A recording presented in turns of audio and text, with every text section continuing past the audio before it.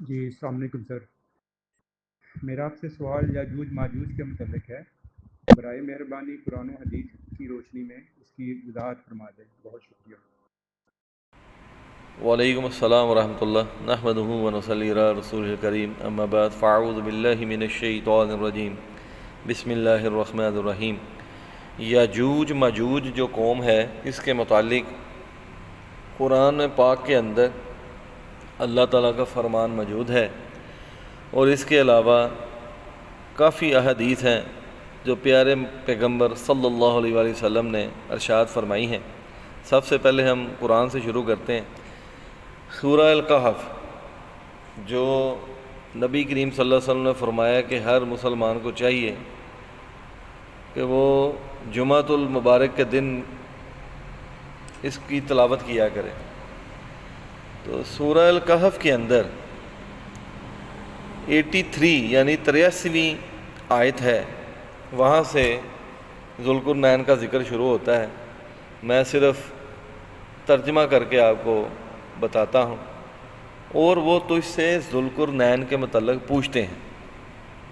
یعنی اللہ تعالیٰ فرماتا ہے میرے پیارے پیغمبر صلی اللہ علیہ وسلم، آپ ان سے کہہ دیجئے کہ میں تمہیں اس کا کچھ ذکر سناؤں گا۔ ہم نے اسے زمین میں اقتدار بخشا، وہ اسے ہر چیز کے حصول کی راہ دی، چنانچہ وہ ایک راہ پر چل نکلا۔ یعنی اب ذوالقرنین جو ہے ان کا ایک سفر شروع کیا انہوں نے،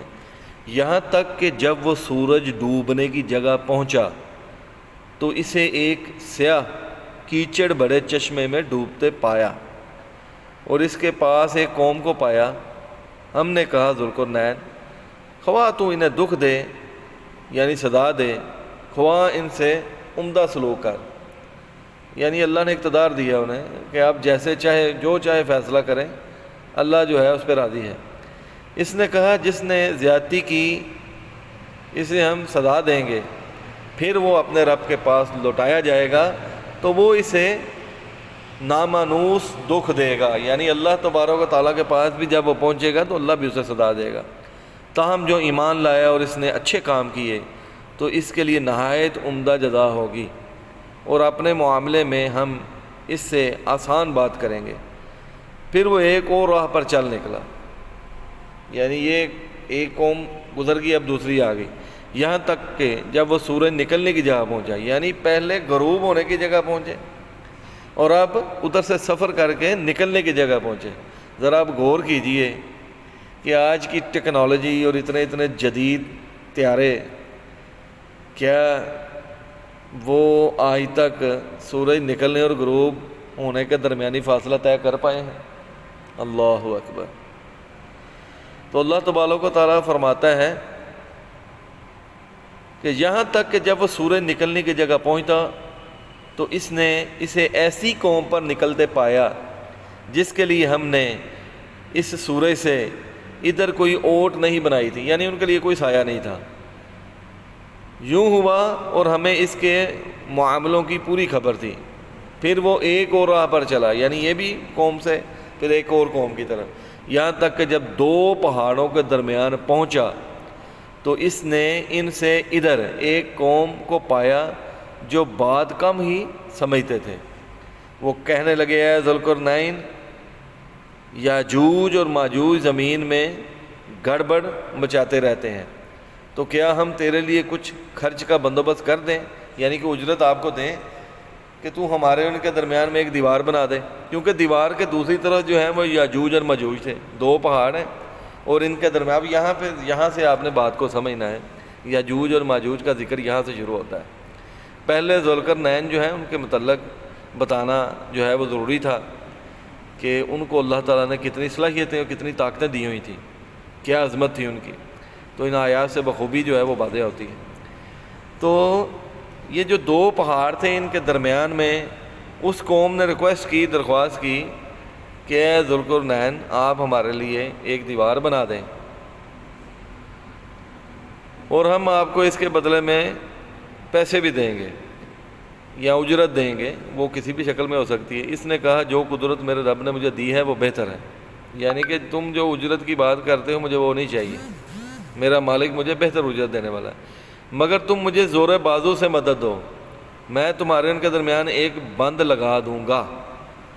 یعنی کہ اپنی لیبر جو ہے وہ سروسز دو آپ مجھے تاکہ میں اس کا بند بنا سکوں۔ مجھے لوہے کے تختے لا دو، یہاں تک کہ جب اس نے دو کناروں کی درمیانی جگہ کو برابر کر دیا تو کہا دھونکو، یہاں تک یعنی آگ سے اس کو جو ہے وہ دھونکو، سرخ کرو، یہاں تک کہ جب اس نے اسے آگ بنا دیا تو کہا مجھے لا دو کہ میں اس پر پگھلا ہوا تانبا ڈالوں۔ پھر وہ اس قابل نہ تھے کہ اس پر چڑھ سکیں، یعنی یاجوج ماجوج جو ہے وہ ان کی اتنی طاقت نہیں تھی کہ وہ دیوار کو پھلانگ سکیں، اور نہ وہ اس میں سوراخ کر سکتے تھے۔ اس نے کہا یہ میرے رب کی رحمت ہے، اور جب میرے رب کا وعدہ پورا ہوگا تو وہ اسے ریزہ ریزہ کر دے گا، اور میرے رب کا وعدہ سچا ہوتا ہے۔ یعنی کہ یہ بات ہو رہی ہے سور پھونکنے کے وقت کی، آنے والے دور کی، جب قیامت قریب ہوگی تو قرب قیامت کے اندر یہ جو قوم ہے، یہ جو دیوار ہے، یہ پھر اللہ تبارک و تعالیٰ اس کو ملیہ میٹ کر دے گا، ریزہ ریزہ ہو جائے گی، اور پھر یہ یاجوج ماجوج آئیں گے۔ اور اس کے متعلق اس کی وضاحت جو آگے پیارے پیغمبر صلی اللہ علیہ وسلم کے کچھ فرامین جو ہیں ان کو نوٹ کرتے ہیں، وہاں سے پھر اس کی وضاحت جو ہے وہ انشاءاللہ لیتے ہیں کہ نبی مکرم صلی اللہ علیہ وسلم نے اس کی وضاحت کیسے فرمائی ہے۔ ابو سعید خدری رضی اللہ عنہ سے روایت ہے، اور یہ مسند احمد کے اندر اور ابن ماجہ کے اندر یہ روایت موجود ہے۔ فرماتے ہیں کہ نبی مکرم صلی اللہ علیہ وسلم نے فرمایا یاجوج و ماجوج کھول دیے جائیں گے، پھر وہ باہر آئیں گے، جیسے کہ اللہ تعالیٰ نے فرمایا کہ یہ لوگ ہر اونچی زمین سے دوڑتے آئیں گے۔ یہ سورہ انبیاء کی آیت نمبر 96 ہے۔ پھر ساری زمین میں پھیل جائیں گے اور مسلمان ان سے علیحدہ رہیں گے، یہاں تک کہ جو مسلمان باقی رہیں گے وہ اپنے شہروں اور قلعوں میں اپنے مویشیوں کو لے کر پناہ گزین ہو جائیں گے، یہاں تک کہ یاجوج اور ماجوج نہر سے گزریں گے، اس کا سارا پانی پی کر ختم کر دیں گے، اس میں کچھ بھی نہ چھوڑیں گے۔ جب ان کے پیچھے آنے والوں کا وہاں پر گزر ہوگا تو ان میں کوئی یہ کہے گا کہ کسی زمانہ میں یہاں پانی تھا، اور وہ زمین پر غالب آ جائیں گے، تو ان میں سے کوئی یہ کہے گا انہوں نے اہل زمین میں سے تو سب کو ختم کر دیا، یا اہل زمین سے تو ہم فارغ ہو گئے، اب ہم آسمان والوں سے لڑیں گے، یہاں تک کہ ان میں سے ایک اپنا نیزہ آسمان کی طرف پھینکے گا، وہ خون میں رنگا ہوا لوٹ کر گرے گا، پس وہ کہیں گے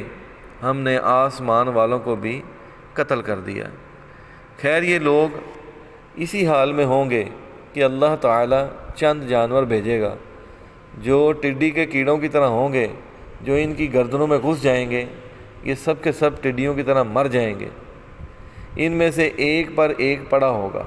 اور جب مسلمان اس دن صبح کو اٹھیں گے اور ان کی آہٹ نہیں سنیں گے تو کہیں گے کوئی ایسا ہے جو اپنی جان ہتھیلی پر رکھ کر انہیں دیکھ کر آئے کہ یاجوج ماجوج کو کیا ہوا ہے۔ چنانچہ مسلمان میں سے ایک شخص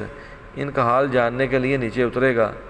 اپنے قلعہ سے، اور دل میں خیال کرے گا کہ وہ مجھ کو ضرور مار ڈالیں گے۔ خیر وہ انہیں مردہ پائے گا تو مسلمانوں کو پکار کر کہے گا سنو، خوش ہو جاؤ،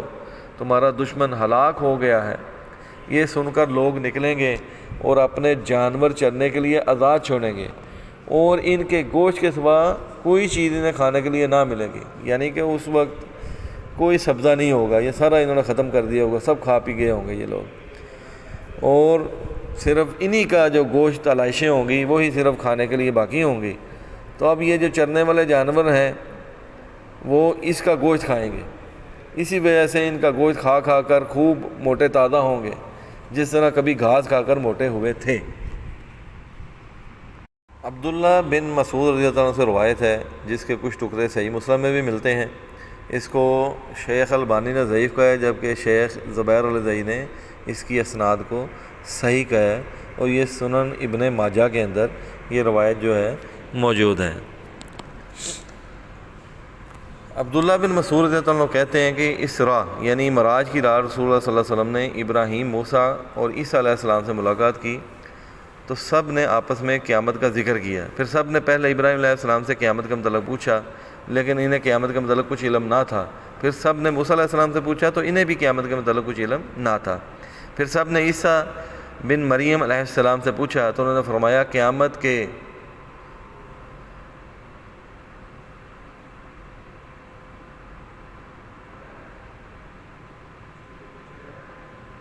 سے کچھ پہلے مجھ سے وعدہ لیا گیا ہے، یعنی دنیا میں جانے کا وعدہ لیا گیا ہے، لیکن قیامت کے آنے کا صحیح علم صرف اللہ ہی کو ہے۔ پھر عیسیٰ علیہ السلام نے دجال کے ظہور کا تذکرہ کیا اور فرمایا میں زمین پر اتر کر اسے قتل کروں گا، پھر لوگ اپنے اپنے شہروں کو لوٹ جائیں گے، اتنے میں یاجوج اور ماجوج ان کے سامنے آئیں گے اور ہر بلندی سے وہ چڑھ دوڑیں گے، وہ جس پانی سے گزریں گے اسے پی جائیں گے اور جس چیز کے پاس سے گزریں گے اسے تباہ و برباد کر دیں گے۔ پھر لوگ اللہ سے دعا کرنے کی درخواست کریں گے، میں اللہ سے دعا کروں گا کہ انہیں مار ڈالے، ان کی لاشوں کی بو سے تمام زمین بدبودار ہو جائے گی۔ لوگ پھر مجھ سے دعا کے لیے کہیں گے تو میں پھر اللہ سے دعا کروں گا تو اللہ تعالیٰ آسمان سے بارش نازل فرمائے گا جو ان کی لاشیں اٹھا کر سمندر میں بہا لے جائے گی۔ اس کے بعد پہاڑ ریزہ ریزہ کر دیے جائیں گے اور زمین چمڑے کی طرح کھینچ کر دراز کر دی جائے گی۔ پھر مجھے بتایا گیا ہے کہ جب یہ باتیں ظاہر ہوں تو قیامت لوگوں سے ایسے قریب ہوگی جس طرح حاملہ عورت کے حمل کا زمانہ پورا ہو گیا ہو اور اس انتظار میں ہو کہ کب ولادت کا وقت آئے گا اور اس کا صحیح وقت کسی کو معلوم نہ ہو۔ عوام بن حوشب کہتے ہیں کہ اس واقعے کی تصدیق اللہ کی کتاب میں موجود ہے، یہاں تک کہ یہ سورہ انبیاء کی آیت نمبر 96 ہے، یہاں تک کہ جب یاجوج و ماجوج کھول دیے جائیں گے تو پھر وہ ہر ایک کے ٹیلے پر سے چڑھ دوڑیں گے۔ اور یہ جو دیوار ذوالقرنین نے بنائی تھی اس کے متعلق نبی مکرم صلی اللہ علیہ وسلم کے دور کے اندر حضرت ابو رضی اللہ عنہ راوی ہیں، صحیح مسلم بخاری کی یہ روایت ہے کہ نبی صلی اللہ علیہ وسلم نے فرمایا کہ یہ یاجوج ماجوج کی دیوار اتنی کھلی ہے یا اتنی کھل گئی ہے، اور وہیب نے 90 کا اشارہ کر کے بتایا، یعنی کہ یہ جب ہم اپنی انڈیکس فنگر کو، شہادت والی انگلی کو، اس کے ناخن والا آگے والا حصہ اور انگوٹھے کا آگے والا حصہ ملائیں تو یہ 0 بنتا ہے، ٹھیک ہے۔ تو یہ اتنی جو ہے وہ دیوار، اس میں انہوں نے شگاف ڈال دیا ہوا ہے، اور وقت کے ساتھ ساتھ وہ دیوار جو ہے وہ کھول رہے ہیں۔ ابھی اللہ تبارک و تعالیٰ بہتر جانتا ہے، ہمیں اتنی بات کرنی چاہیے جتنی بات نبی مکرم صلی اللہ علیہ وسلم نے ہمیں بتائی ہے۔ ہمارا ایمان ہے کہ یہ قوم ہے، اس کا قرآن میں بھی ذکر ہے اور اس کا نبی مکرم صلی اللہ علیہ وسلم کے فرمان میں بھی ذکر ہے۔ تو یہ قوم جو ہے وہ موجود ہے، زندہ ہے، اور یہ دیوار کو توڑنے کی کوشش کر رہی ہے، اور جب اللہ کا حکم ہوگا عیسیٰ علیہ السلام آئیں گے، کانا دجال آئے گا، اس کو قتل کریں گے عیسیٰ علیہ السلام، اور پھر یہ جو قوم ہے اس کا سامنا ہوگا عیسیٰ علیہ السلام کے ساتھ، اور وہ اپنے ساتھیوں کو لے کر قلعوں کے اندر جو ہے وہ وہاں پہ بسیرا کر لیں گے۔ تو یہ جو چیزیں ہیں احادیث سے ملتی ہیں۔ اس کے علاوہ اپنی ذاتی وضاحتیں جو ہیں ان سے اللہ تعالیٰ نے چاہا تو ہمیں پرہیز کرنی چاہیے۔ اللہ سے دعا ہے کہ اللہ تبارک و تعالیٰ ہمیں دین کی صحیح سمجھ عطا فرمائے، پھر اس پر عمل کرنے کی توفیق عطا فرمائے۔ وآخر دعوانا الحمد للہ رب العالمین۔